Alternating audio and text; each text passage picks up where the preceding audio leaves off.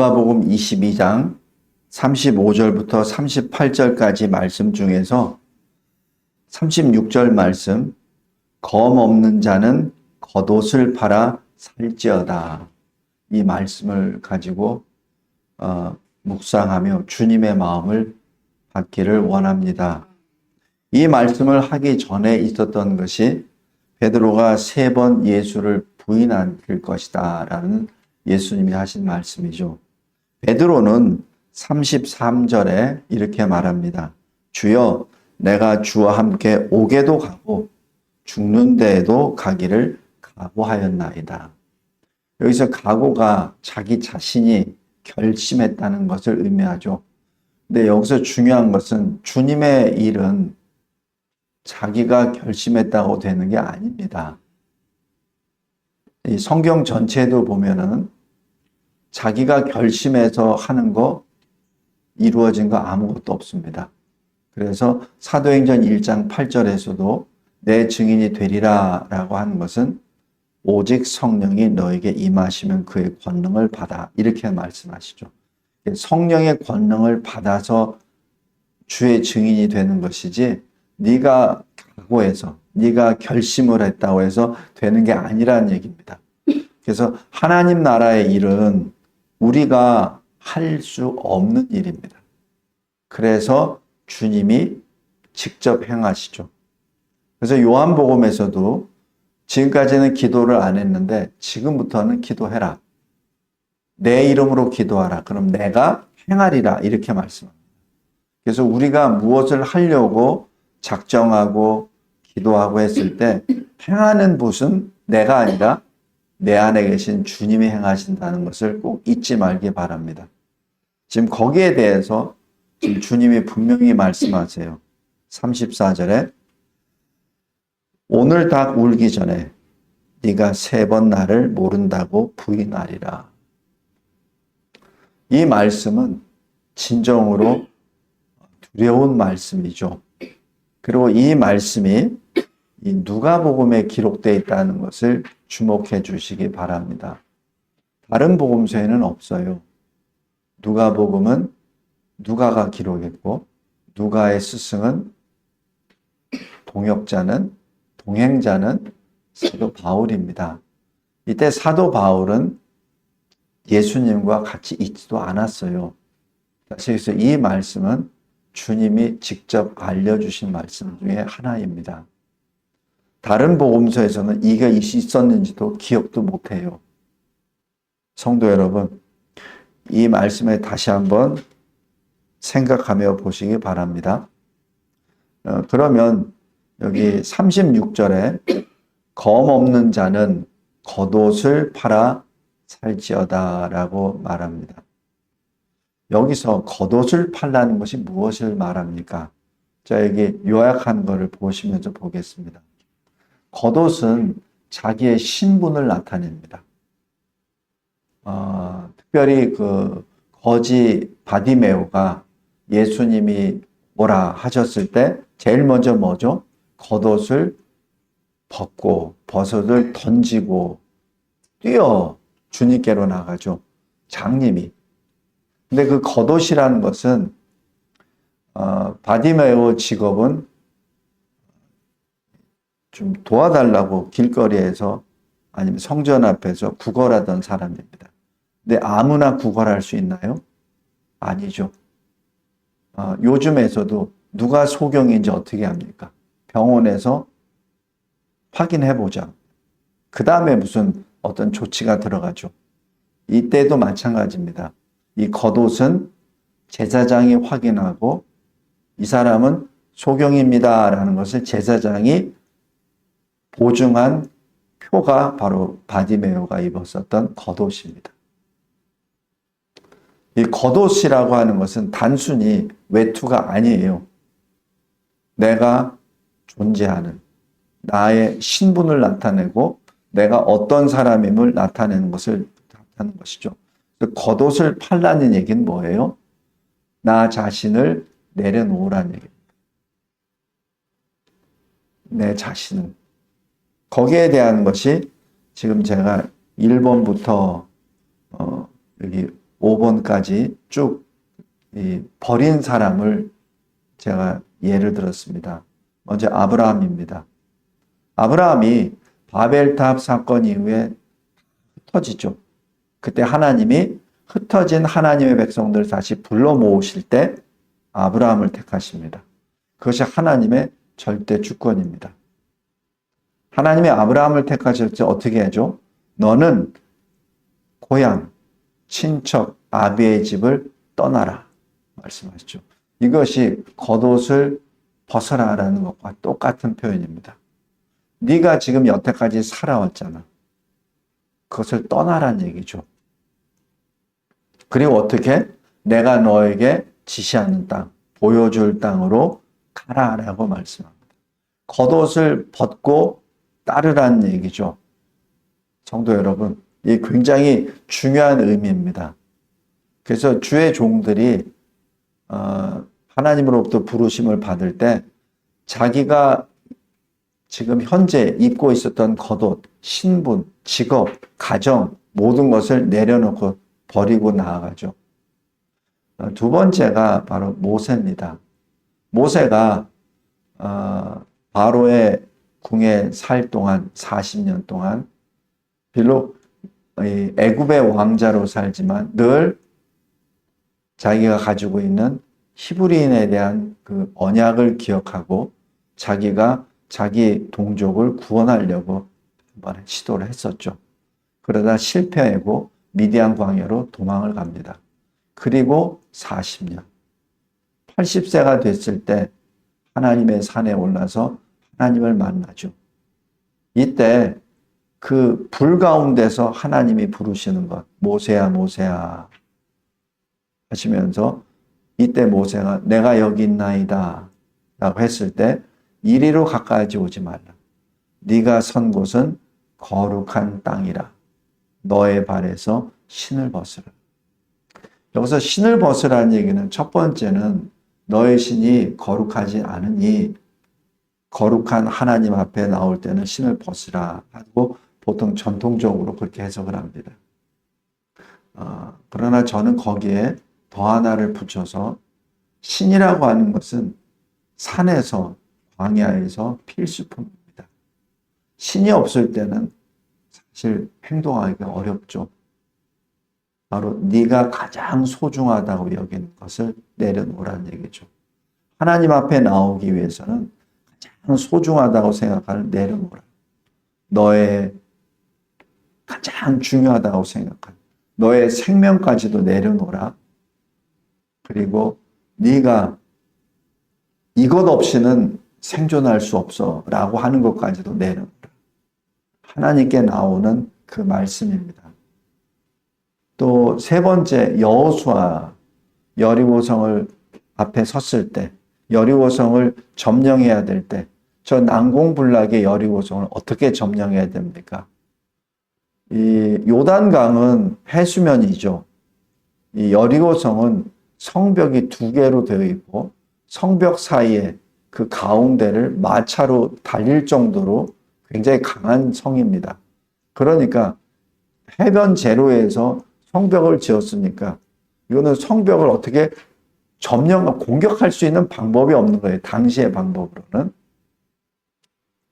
그래서 정찰을 하고 있는 중에 한 사람이 갑자기 나타나죠. 그때 여호수아가 당신은 지금 누구 편입니까? 라고 했을 때 이렇게 말합니다. 너의 발에서 신을 벗으라. 지금 모세가 소명을 받았을 때 그 똑같은 말씀을 합니다. 네가 선 곳은 거룩하니라. 여호수아 5장이죠. 성도 여러분, 바로 이것이 무엇을 말하죠? 여호와의 군대 대장. 보통 신학적으로 예수 그리스도 성자 하나님의 현현하심을 여기서 의미한다고 해석을 합니다. 신을 벗으라. 아니 적진에서 이 여리고성을 지금 정탐하고 어떻게 무너뜨려야 될 것, 점령할 것을 고민하고 거기 간 장군이 갑자기 신을 벗으라니 그게 무슨 의미죠? 성도 여러분, 네가 생각하고 있는 계획을 내려놓으라는 얘기죠. 너의 우선순위를 내려놓으라는 얘기입니다. 왜냐하면 이것은 하나님이 행하시는 일입니다. 너의 일이 아니란 얘기죠. 바로 이것이 겉옷을 팔라라는 의미이기도 합니다. 다음에 네 번째는 아까 제가 서두에 말씀드렸던 맹인 거지 바디메오이죠. 예수께서 부르신다라는 그 말씀을 듣고 가장 먼저 하는 것이 겉옷을 내버리고, 그러니까 자기의 이 신분입니다. 겉옷이 있어야 구걸을 하지 뭐. 겉옷이 없으면 구걸 못하죠. 다시 얘기해서 겉옷을 내버렸다는 얘기는 다시는 구걸을 안 하겠다는 얘기. 이게 그냥 단순히 그냥 겉옷을 내버렸다는 것이 아니에요. 이 바디메오는 주님이 나의 눈을 열어줄 것을 확신하고 지금까지 나의 삶을 다 내려놓겠다는 결단입니다. 이거 아무나 하는 거 아니잖아요. 성도 여러분, 그래서 바디메오가 바로 그 자리에서 눈을 뜨죠. 예수님이 바로 눈을 열어주십니다. 믿음을 보시고, 그 다음에 다섯 번째는 예수님이 제자들을 부르실 때 나를 따라오라. 내가 너희를 사람 낚는 업으로 만들리라. 말씀하시죠. 이 사람 낚는 어부, 여태까지는 물고기, 생선을 잡는 어부였는데 사람을 낚는 어부가 되게 하겠다는 말씀이죠. 이 말씀을 들을 때 제자들이 곧 그물을 버려두고, 이 그물을 버린다는 얘기는 생계 수단을 버렸다는 얘기예요. 마치 그 레위가 세리 그 세금 걷는 그 장소에서 예수님이 레위 마태를 부르시잖아요. 그때 어떻게 되죠? 버리고 그대로 나옵니다. 똑같습니다. 생계를 버리고 나오죠. 근데 여기서 예수님이 너희를 사람 낚는 업으로 만들리라, 되게 하리라 하시는 그 말씀은 에스겔 47장에 성전에서 물이 흘러내려와서 강을 이루고 바다로 나가죠. 그래서 바다를 고치고 바다에 뭐가 나오죠? 물고기들이 나온다는 표현이 나옵니다. 다시 여기서 하나님의 그 성령의 권능으로 죽은 사람들, 세상에 있는 죽은 사람들을 다시 살려서 주께로 인도한다는 말씀을 의미합니다. 여기서 제자들이 너희들을 이제 사람 낚는 어부가 되게 하리라 하는 그 말씀을 딱 받았을 때 이 제자들은 바로 에스겔 47장과 바로 연결이 됩니다. 우리가 보기에는 그냥 단순히 어부였고 뭐 이 가방끈도 짧고 제대로 모른다고 하지만은 이 사람들은 태어날 때부터 유대인이요. 태어날 때부터 구약의 말씀을 늘 묵상하며 읽었었던 사람입니다. 그래서 나다나엘도 주님의 부르심을 받았을 때 저 나사렛에 무슨 선한 것이 있으랴라고 말했죠. 미가서 5장에 의하면은 베들레헴에서 메시아가 오실 거라고 했는데 왜 저 갈릴리 쪽에 있는 나사렛인가? 그 뜻입니다. 다시 얘기해서 비록 어부들이지만 늘 메시아 그리스도에 대한 그 소망을 늘 가졌었던 사람이에요. 예수님이 너희를 사람 낚는 업으로 내가 만들리라 하는 그 말씀이 그들의 영을 송두리째 흔들어버린 그 말씀입니다. 이게 이제 5개 케이스를 본 건데 이것 많고도 많이 있죠. 그러나 제가 6번째는 주님이 하신 그 말씀을 온전히 듣지 못하고 근심하고 떠나가는 젊은 부자를 봅니다. 젊은 부자가 어느 날 예수님께 와서 나는 율법도 지켰고 11조도 내고 다 했습니다. 그리고 십계명에 있는 것도 다 지켰습니다. 그런데 이상하게 나에게는 영생에 대한 것이 확신이 없습니다. 영생을 어떻게 얻어야 됩니까? 라고 질문을 던지죠. 그때 예수님이 하신 말씀, 네가 한 가지가 부족하다. 집에 가서 네 재산 다 팔아서 가난한 자들에게 다 나눠주고 그리고 나를 따르라 라는 말씀하시죠. 그 얘기는 뭐예요? 네가 가진 것 다 내려놓으라는 말씀이죠. 네가 입고 있는 겉옷을 내려놓으라는 얘기입니다. 아브라함이 받았었던 소명과 똑같아요. 네 아비, 친척, 고향 땅을 다 떠나라라는 그 말씀하고 똑같습니다. 그러나 이 젊은 부자는 근심하고 떠나죠. 왜? 재산이 많기 때문에. 왜냐하면 재산이 우선순위 1번이기 때문에 그렇죠. 예수님의 말씀이 1번이 아니라 재물이 1번이기 때문에 그렇습니다. 그것이 마가복음 10장 22절이죠. 성도 여러분, 예수님이 말씀하세요. 마가복음 8장 34절에 누구든지 나를 따라오려거든 자기를 부인하라. 그리고 자기 십자가를 지고 나를 따르라. 이것이 겉옷을 팔라는 뜻입니다. 두 번째, 겉옷을 팔아서 어떻게 하죠? 검을 사라는 얘기죠. 그 검이 무엇입니까? 바로 성령의 검, 하나님의 말씀을 의미합니다. 에베소서 6장 17절입니다. 근데 그 말씀이 뭐죠? 요한복음 17장 17절 진리입니다. 예수께서 공생애를 시작하시기 전에 성령에 이끌려서 저 광야에서 40일 금식하시고 세 가지 유혹을 받으시죠. 시험을 받으시죠. 그때 주님이 어떻게 하십니까? 말씀으로 이기시죠. 그래서 주님이 하신 말씀, 사람은 떡으로만 사는 것이 아니요 하나님의 입에서 나오는 모든 말씀으로 살지니라 라는 말씀이죠. 바로 신명기 8장의 말씀을 선포하십니다. 그리고 사탄을 내쫓으시죠. 성도 여러분, 그 하나님의 말씀은 히브리서 4장에 있는 것처럼 살아 있습니다. 죽은 게 아닙니다. 우리가 보통 이 하나님의 말씀은 과거 수천 년 동안 기록되어 있고 과거 어느 역사 쪽에 어느 지역에 어느 해당된 사람이라고 보통들 그렇게 잘못 해석할 수가 있는데 그렇지 않아요. 하나님은 시공을 초월하신 분입니다. 다시 얘기해서 하나님의 입에서 나온 모든 말씀은 시공을 초월한 거예요. 그래서 비록 수천 년 전에 기록되어 있다 하더라도 그 말씀은 지금 나에게 주님이 주시는 말씀입니다. 그것을 받아야 돼요. 그것을 받지 못할 때는 아무리 성경 공부 많이 하고 아무리 학위가 있고 아무리 신앙생활을 60년, 70년, 80년, 100년 하더라도 아무 소용이 없습니다.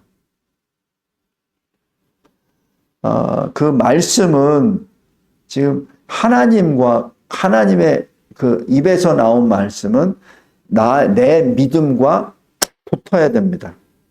내 믿음의 결부가 돼야 돼요. 내 믿음에 의해서 그 말씀이 붙어 있어야 그 말씀이 역사를 합니다. 그 말씀이 내 영과 혼과 관절과 고수를 쪼개버리시죠. 쪼개죠. 쪼개면 어떻게 됩니까? 난 죽잖아요. 내 영과 혼을 쪼개면 내 죽잖아요. 내 이 관절과 골수를 쪼개버리면 어떻게 됩니까? 나 죽잖아요. 그러니까 그 말씀으로 내가 죽어야 된다는 얘기입니다. 그것이 히브리서 4장입니다. 그래야 예언할 수 있습니다. 그래야 말씀을 전할 수 있습니다.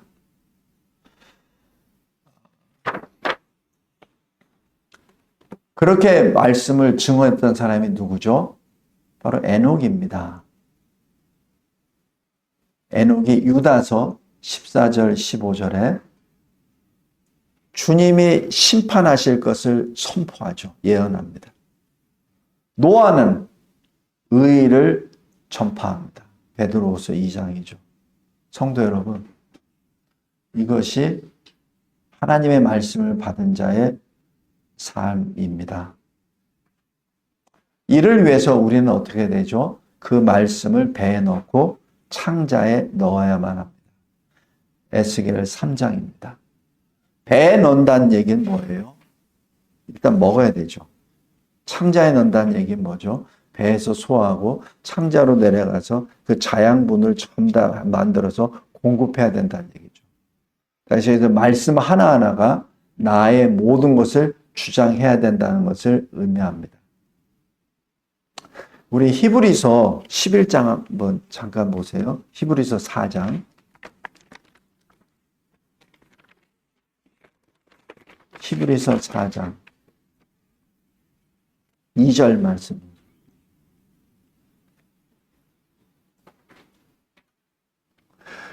그들과 같이 우리도 복음 전함을 받은 자이나 들은 바 그 말씀이 그들에게 유익하지 못한 것은, 그 말씀이 그들에게 유익하지 못한 것은 듣는 자가 믿음과 결부시키지 아니함이라.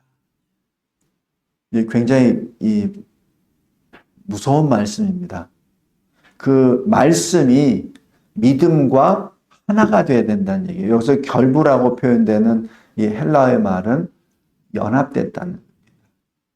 그러니까 이 말씀과 믿음이 연합이 되어야 유익하다는 얘기예요. 만약에 말씀 따로 내 믿음 따로라면 아무런 유익이 없다는 얘기입니다. 다시 여기 요약본을 보겠습니다. 2번 작은 7번에 말씀을 믿음과 결부시키고 순종함으로 전해야 합니다. 이것이 우리의 사명입니다. 나는 목사가 아닌데, 설교자가 아닌데 나는 어떻게 해요? 여러분들의 자녀들에게, 여러분의 가장 가까운 자들에게 전해야 합니다. 우리 지난 주일 설교회 때도 말씀드렸잖아요. 세세 계보, 믿는 자들의 계보. 그 중에 누가 방주에 의해서 구원을 받습니까? 노아 식구들 8명입니다. 그것이 현실입니다. 세 번째, 그 하나님의 말씀은 무엇이죠? 바로 생명을 얻게 합니다. 요한복음 20장 31절에 성경을 이렇게 기록함은 너희로 예수께서 하나님의 아들 그리스도이심을 믿게 하려 하며 1번 믿음입니다. 2번 너희로 믿고 그 이름을 힘입어 생명을 얻게 하려 함이라. 바로 믿음 이후에 그다음에 생명이 들어갑니다. 그것이 말씀이죠. 또 디모데후서 3장 15절에 보면 그리스도 예수 안에 있는 믿음으로 말미암아 구원에 이르는 지혜가 있게 합니다. 그래서 이 믿음과 생명 구원은 바로 직결이 됩니다. 그래서 디모데후서 3장 16절에 성경 말씀을 통해서 어떻게 교훈, 책망, 바르게 함, 의로 교육 훈련하는. 그래서 하나님의 사람이 그 하나님이 기뻐하시는 선한 일을 행할 수 있는 능력을 얻게 하려 함이라 라는 말씀이죠.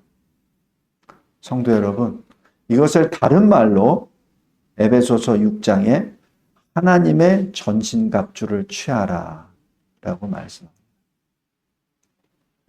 왜냐하면 우리의 싸움은 혈과 육이 아닙니다. 우리의 싸움은 이 어둠의 세상 주관자들과 하늘에 있는 악의 영들입니다. 그것이 바로 우리 모습입니다. 성도 여러분, 우리의 싸움은 혈과 육이 아닙니다. 우리의 싸움은 지금 우리가 들고 있는 총이나 칼이 아니에요. 이 어둠의 세상 주관자들. 지금 성령께서 우리에게 하시는 말씀입니다. 그래서 그것을, 이 말씀을 하나님 아버지 독생자의 영광, 은혜와 진리 이렇게 표현을 합니다. 요한복음 1장입니다. 마지막입니다. 결론으로 그 생명은 빛입니다. 성도 여러분, 빛은 언제 분명하게 나타나죠? 어두울 때. 환할 때는 사실 빛이 잘 구별이 안 가죠. 그러나 어두울 때는 빛이 분명하게 선명하게 나타납니다. 왜냐하면 빛은 어둠과 딱 구별이 되기 때문에 그렇습니다. 예수 그리스도께서 요한복음 8장 9장에 이렇게 말씀하십니다. 나는 세상의 빛이라. 나를 따르는 자들은 어둠에 다니지 않고 생명의 빛을 얻으리라. 이것이 우리의 모습입니다.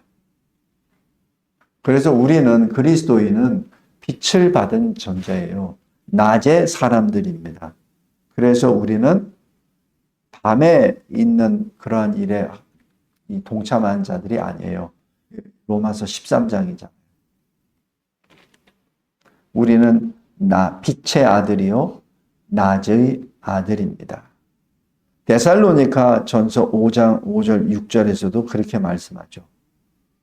오직 깨어 정신을 차릴지라. 우리는 밤이나 어둠에 속하지 아니한다. 다른 이들 같이 자지 말라. 이게 뭐예요? 우리 주변에 많은 사람들은 자고 있죠. 어둠에 속하죠. 밤에 속하죠.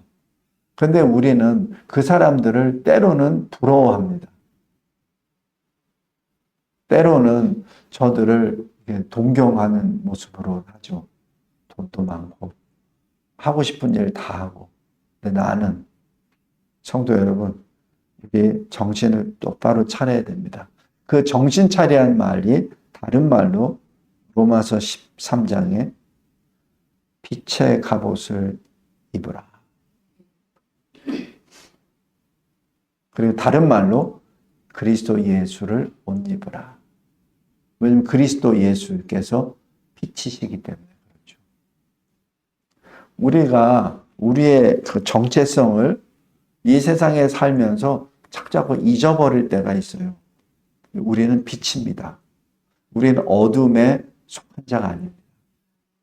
우리가 이 세상에 있으면은 구별돼야 돼요. 세상과. 왜냐하면 우리는 빛이기 때문에. 세상은 어둠이기 때문에. 그게 너무나도 당연합니다. 왜 당신은 이렇게 항상 극단적으로 말합니까? 당연하죠. 우리는 어둠이 아니니까. 그래서 빛을 향해서 당신은 너무 극단적이야. 당신은 왜 타협이 없어? 빛이 어떻게 어둠과 타협을 합니까? 그럼 빛은 빛인데. 그죠?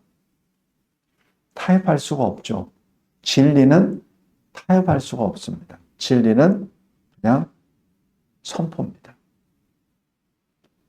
우리 26년 우리 진리와 제자 교회에게 주시는 그 말씀 이사야서 60장 1절 말씀이 바로 그 말씀입니다. 일어나라. 빛을 발하라. 일어나라는 얘기예요. 왜? 너는 빛이니까. 일어나라. 빛을 발하라. 이게 굉장히 의미가 굉장히 깊습니다. 한번 잘 묵상을 해보세요. 왜 일어나라고 하셨겠습니까? 지금 앉아 있으니까. 지금 누워 있으니까. 왜 빛을 발하라고 말씀하시죠? 빛을 발하지 않고 있으니까. 자기 자신이 빛이라는 걸 깨닫지 못하고 그냥 세상 속에서 세상 사람들처럼 살고 있으니까 주님이 하시는 거예요. 일어나라. 잠자지 말라는 것과 똑같은 말씀입니다. 지금 로마서 15장이나 데살로니가전서 5장이나 지금 똑같은 말씀이에요. 이사야서 60장이나 다 똑같은 말씀입니다. 자고 있으니까 일어나라. 그리고 너에게 이미 빛이 임했다. 영광의 빛이 이미 임했다. 그러니 그 빛을 발하라. 말씀입니다. 오늘 여기 누가복음 22장 36절 말씀. 겉옷을 팔아. 검을 사라. 누구에게 하신 거죠? 검 없는 자. 검이 없는 자. 말씀이 아직 믿음과 결부되지 않은 자. 모습은 그리스도인인데, 모습은 교회를 주일마다 나오는 교인인데, 말씀의 검, 성령의 검이 없는 거죠. 지금 주님이 말씀하십니다. 지금 누구에게 하신 말씀이에요? 지금 베드로 사도에게 하신 말씀입니다. 12 제자들에게 하신 말씀이에요. 그리고 우리들에게 하신 말씀입니다. 이 말씀을 책망으로만 받지 말기 바랍니다. 지금 이것은 책망이 아니라 우리에게 주시는 위로의 말씀이요, 생명의 말씀입니다. 왜냐하면 주님은 제자들 중에 어느 누구도 빼앗기는 것을 원하지 않습니다. 왜냐하면 하나님 아버지께서 맡기신 사람들이잖아요. 저와 여러분들도 마찬가지입니다.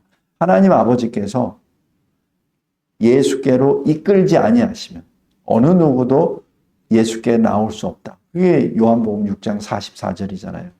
그러니까 우리도 마찬가지입니다.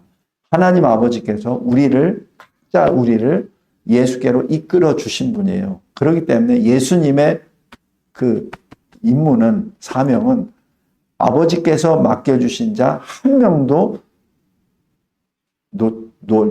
놓치지 않는 것이죠. 살리는 것이죠. 그래서 지금 예수님이 감람산에 올라가서 붙잡히시기 전에 제일 먼저 마지막으로 하신 말씀입니다. 검이 있는지 확인하라. 내가 너에게 준 말씀이 너의 믿음과 결부되어서 믿음의 길, 말씀의 길로 행하는지 확인하라. 그렇지 않을 때는 겉옷을 내려놓으라. 그리고 말씀을 잡아라. 기도하겠습니다. 감사하고 감사합니다. 두려운 말씀이요, 마음이 쪼개지는 말씀이요, 우리 각자에게 다시 영안을 열어주신 말씀임을 감사합니다. 나의 모든 인생간에 있었던 여정의 우선순위를 통째로 바꾸는 말씀, 나의 옛사람을 예수 그리스도와 함께 십자가에 못 박는 말씀, 예수 그리스도께서 3일 만에 죽은 자 가운데서 부활하실 때 그리스도 안에서 다시 주님과 함께 새 생명을 얻는 말씀. 주님, 진심으로 감사합니다. 이 말씀을 주심에 감사하고 이 말씀을 선포하는 우리 되게 해주심에 진심으로 감사합니다. 예수 그리스도의 이름으로 기도드리옵나이다. 아멘.